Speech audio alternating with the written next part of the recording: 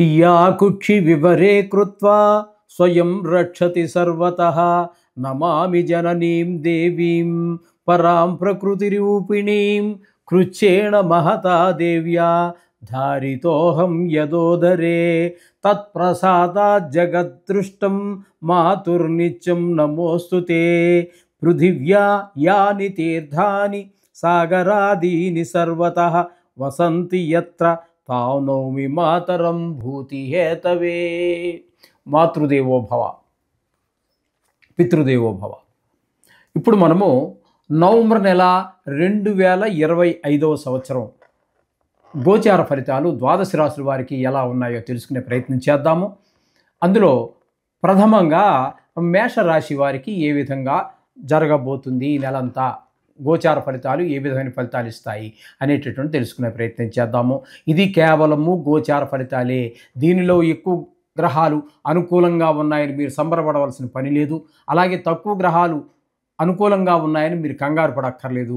ఇది కేవలము నెల ఫలితాలు మాత్రమే. ఇది ఎంత చేసినా దీని ప్రభావం 10% మాత్రమే. వ్యక్తిగత జాతకం అనేటటువంటిది 100కి 80% నిష్ణాతులైన వాళ్ళు చెబితే, అంతేగాని ఇందులో ఇప్పుడు మనం చెప్పుకునేది కూడా సశాస్త్రీయంగా చెప్పుకుంటున్నాము. దీనిలో నా కల్పనలు కానీ అభూత కల్పనలు కానీ మీరు కోటీశ్వరులు అయిపోతారని కానీ లేకపోతే బికారాళ్ళు అయిపోతారని కానీ చెప్పడం ఏమీ జరగదు. శాస్త్రం ఎంతవరకు చెబుతున్నదో అంతవరకు మాత్రమే మనం చెప్పడం జరుగుతుంది. ఇది గమనించుకోండి. మీనరాశి వారికి నవంబర్ 2025 సంవత్సరం గోచార ఫలితాలు ఏ విధంగా ఉన్నాయో సశాస్త్రీయమైన పద్ధతిలో తెలుసుకునేటువంటి ప్రయత్నం చేద్దాము. ఇక్కడ మీనరాశి వారికి ఏలినాటి శని జరుగుతున్నది. అయితే ఈయన వక్రగతి ద్వారా వ్యయస్థానమైనటువంటి కుంభంలో ఉన్నారు. వ్యయస్థానమైనటువంటి కుంభంలో ఉండటం వల్ల ఏలినాటి శని ప్రభావం ఏమీ తగ్గదు. కానీ వ్యయస్థానంలో ఉన్న కారణంగా ధన వ్యయం ఎక్కువ జరిగేటువంటి అవకాశం ఉంటుంది. ధన నష్టం జరిగేటువంటి అవకాశం ఉంటుంది. ధన వ్యయానికి ధన నష్టానికి తేడా ఉందండి. ధన వ్యయం అంటే మీరు ఏదో రకంగా ఖర్చు పెడతారు. అది అవసరం ఖర్చు కావచ్చు, అనవసరం ఖర్చు కావచ్చు. అది వ్యయం. ధన నష్టం, మీరు బస్సు ఎక్కుతున్నారు, పర్సు పోయింది, ఎవడో పర్సు కొట్టేశాడు, ట్రైన్ ఎక్కుతున్నాడు, పర్సు కొట్టేశాడు, లేకపోతే మనమే ఎక్కడో పడేసుకున్నాము, లేకపోతే ఎవడో మనం మోసం చేసి పట్టుకుపోయాడు. ఇవన్నీ ధన నష్టం కింద వస్తాయి. ధన నష్టం, ధన వ్యయం, ఈ విధమైనటువంటి ఫలితాలన్నీ కూడా మనకు కనిపిస్తూ ఉంటాయి. మనోవిచారం, కొంతమంది దుర్మార్గులు ఇందాక చెప్పుకున్నాం కదండి. ఒక రాశికి మనం ప్రపంచవ్యాప్తంగా తీసుకున్నట్టయితే 70 కోట్ల మందికి, సుమారుగా అప్రాక్సిమేట్గా 70 కోట్ల మందికి సంబంధించి వస్తుంది. కాబట్టి అందులో ఈ పరమ దుర్మార్గులు ఉంటారు, పరమ పుణ్యాత్ములు ఉంటారు. అందులో పరమ దుర్మార్గులకి కారాగార శిక్ష పడేటువంటి అవకాశం కూడా ఉంటుంది. ఇది గమనించుకోవాలి. కొంతమందికి కళతర నష్టం అంటే భార్య చనిపోవడం కూడా జరగవచ్చు. ఇది పూర్తిగా మీ వ్యక్తిగతంగా ఎవరికి వాళ్ళు అన్వయించుకోవాల్సిన పని లేదండి. ఇది అందరితో పాటు 4 గింజలు పంచుకునేటటువంటి వ్యవహారం. ఇది వ్యక్తిగత జాతకమే మీ జాతకాన్ని నిర్దేశిస్తుంది, తెలుపుతుంది. ఓకే. ఇకపోతే ఇక్కడ పంచమ స్థానంలో గురువు యొక్క సంచారం జరుగుతోంది. పంచమ స్థానంలో గురువు యొక్క సంచారం అంటే అతిచారం వలన ఎట్లా జరిగినప్పటికీ కూడా గురువు యొక్క అతిచార ప్రభావం వల్ల 5వ స్థానంలో ఉన్న కారణంగా చాలా శుభాలు కలుగుతూ ఉంటాయి. ముఖ్యంగా సంతానానికి చదువు బాగా రావటము, అలాగే భూమి సంతానం బాగా అభివృద్ధిలోకి రావటము, వాళ్ళ బుద్ధిబలం బాగా పనిచేయటము, అలాగే వాళ్ళ మంచి స్నేహం చేయటము, ఇట్లాంటివన్నీ కూడా మనం ఊహించిన దానికన్నా కూడా వాళ్ళు చదువులో వాటిలో లలిత కళల్లో వాళ్ళు షైన్ అవుతూ ఉంటారు, ప్రకాశిస్తూ ఉంటారు. ఈ విధంగా మనకి చాలా సంతోషం కలుగుతుంది పిల్లలను చూసి. ఆ విధమైన పంచమ స్థానంలో గురువు ఉండటం వల్ల. అలాగే కొంతమందికి ఈ వివాహం జరిగేటట్టు అవకాశం కూడా లేకపోలేదు, కుదరటం కానీ లేకపోతే వివాహం జరగటం కానీ జరుగుతుంటుంది. ఒకవేళ వివాహం జరిగిపోయినటువంటి వాళ్ళు ఎవరైనా ఉన్నట్టయితే కూడా వాళ్ళ మధ్యలో కూడా కొంత గురువు యొక్క ప్రభావం వల్ల చాలా చక్కటి అన్యోన్యత ఏర్పడే అవకాశం ఉంటుంది. ఇకపోతే షష్టమ స్థానంలో కేతు గ్రహ సంచారం జరుగుతోంది. కేతు గ్రహ సంచారము 6వ స్థానంలో చాలా శుభప్రదమైన ఫలితాలన్నీ ఉంటాయి. ఆరోగ్యం బాగుంటుంది, అప్పులు ఏమైనా ఉంటే తీర్చేస్తారు, అప్పు కోసం ప్రయత్నిస్తే అప్పు దొరుకుతుంది, దాని ద్వారా ఇల్లు కొనుక్కుంటారో, దేనికోసం మీరు ఏదో ప్రయత్నం చేస్తారు, లేకుండా అప్పు కోసం ఊరికి వెళ్ళరు కదండి ఎవరు. కానీ ఇల్లు కొనుక్కోవాలనో, లేకపోతే స్థలం కొనుక్కోవాలనో, కారు కొనుక్కోవాలనో, పిల్లల్ని ఉన్నత విద్య కోసం ఎక్కడికో పంపించాలనో, ఏదో ఒక మంచి పని కోసం మీరు ప్రయత్నం చేస్తారు. ఆ పని తప్పకుండా నెరవేరుతుంది.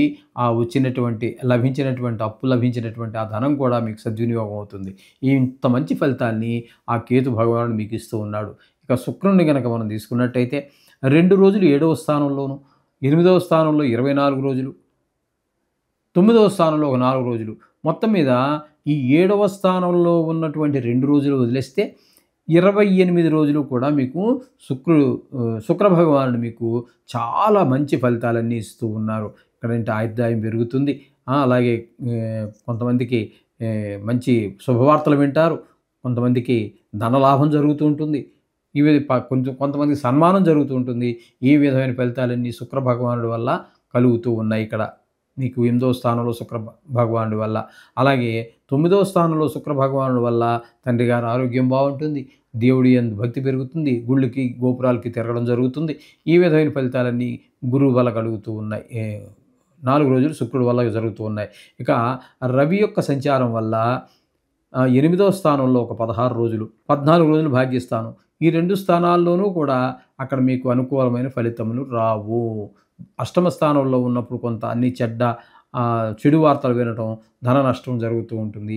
భాగ్యస్థానం దగ్గరికి వచ్చేటప్పటికి ఏ విధమైన సుఫలితాలు లేకుండా తండ్రి గారి ఆరోగ్యం మీద పడటము, గుళ్ళు గోపురాలు తిరగలేకపోవటము, మీరు ప్రయత్నించినా కూడా మీరు వెళ్ళలేకపోవటం, ఎంత టికెట్ రిజర్వేషన్ చేసుకున్నా కూడా వెళ్ళలేకపోవటం లాంటివి జరుగుతూ ఉంటాయి. ఇక కుజుడు భాగ్యస్థానంలో సంచారం కూడా ఇంచుమించుగా ఇవే ఫలితాలు. మనకు వచ్చేటటువంటి సుఖాన్ని ఏవి అందనివ్వడు చేతికి.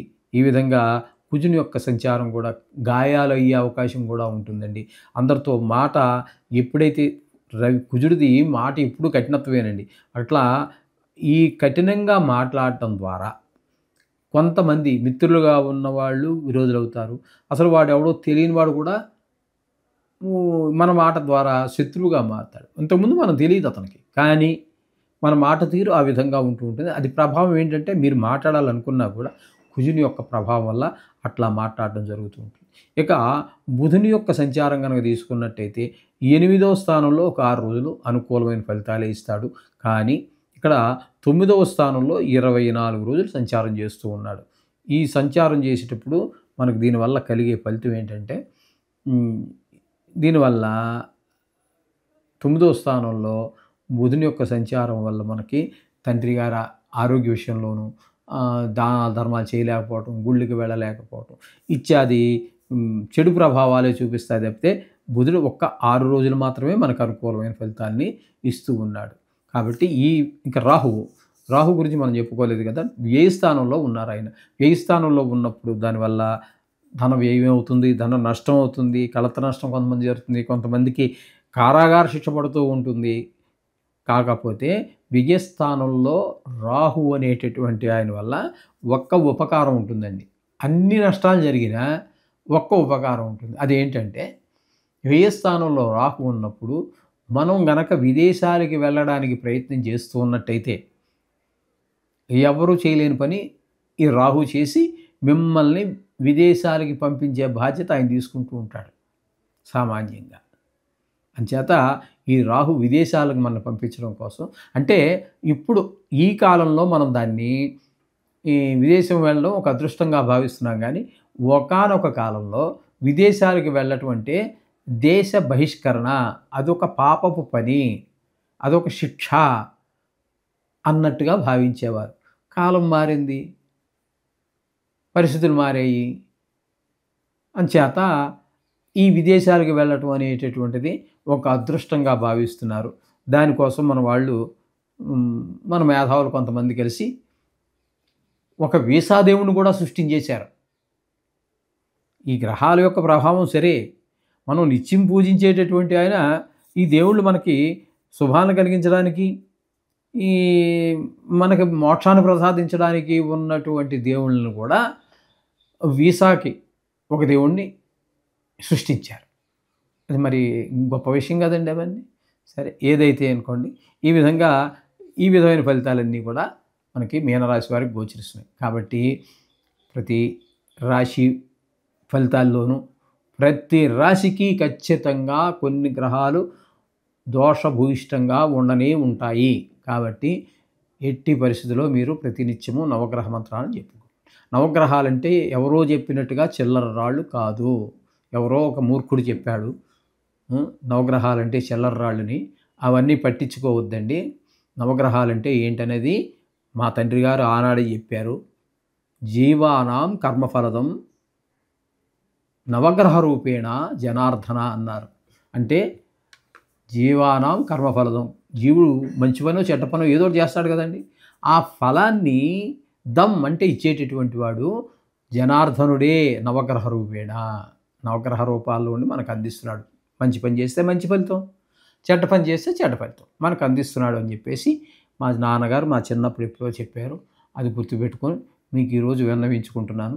అందుచేత ఇవన్నీ చిల్లర రాళ్ళు కాదండి, చిల్లర మనుషులు చెప్పే మాటలు అవి. అందుచేత నవగ్రహాలు సాక్షాత్తు విష్ణు స్వరూపాలే. అది మనసులో పెట్టుకొని భక్తి శ్రద్ధలతో నవగ్రహాలు ప్రార్థించండి. మన దోషాలు చాలా వరకు ఉపశమిస్తాయి. శుభం భూయాత్.